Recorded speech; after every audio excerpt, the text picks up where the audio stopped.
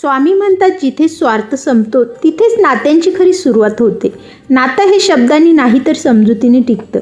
ज्याला तुमची वेदना कळते तोच खरा आपला असतो. जिथे अहंकार येतो तिथे प्रेम निघून जातं. स्वामींच्या कृपेने नातं जपा, पण स्वतःला हरू नका. स्वामी सांगतात, अपेक्षा कमी ठेवा, प्रेम जास्त द्या. अपेक्षा जास्त असतील तर दुःखही जास्त मिळतं. जे आपल्यासाठी आहेत ते कधीच सोडून जात नाहीत. नातंच टिकवायचं असेल तर अहंकार नाही तर संयम हवा.